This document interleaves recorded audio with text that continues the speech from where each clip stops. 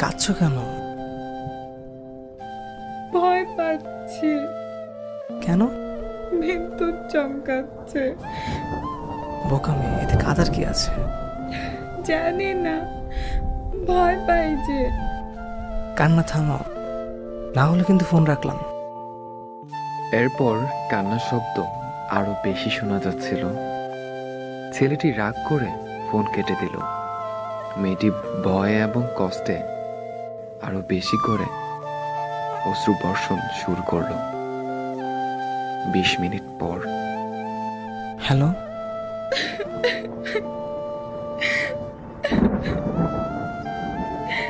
তুমি এখনো কান্না থামাও নাই? ফোন কেটে আবার ফোন দিলা কেন? কাঁদবো, আরো বেশি করে কাঁদবো। আমি কাঁদলে তাতে তোমার কি? পাগলি মেয়ে, কান্না থামাও। এখনো ভয় পাচ্ছ?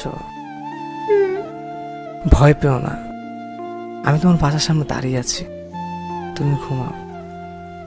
কি?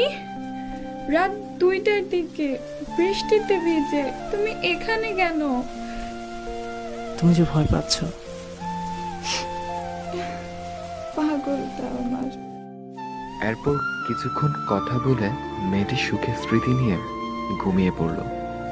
আর ছেলেটি ভালোবাসার টানে ভোর পর্যন্ত সেখানে অবস্থান নিয়েছিল। তবে পরের দিন থেকে ছেলেটিকে আর খুঁজে পাওয়া যায়নি। আর বজ্রপাতে মেয়েটিও স্বাভাবিক নেই। হয়তো চিকিৎসাধীন অবস্থায় পড়ে আছে কোনো এক মানসিক হাসপাতালে। এখনো মেয়েটিকে চার্জবিহীন সেই মোবাইলটিকে নিয়ে কান্না করতে দেখা যায়। তবে এখনো বৃষ্টির দিনে মধ্যরাতে সেখানে একটা আওয়াজ শোনা যায়। কেউ যেন ঠিক এইভাবে বলছে, ভয় পেও না পাগলি, আমি তোমার বাসার সামনে দাঁড়িয়ে আছি, তুমি ঘুমাও।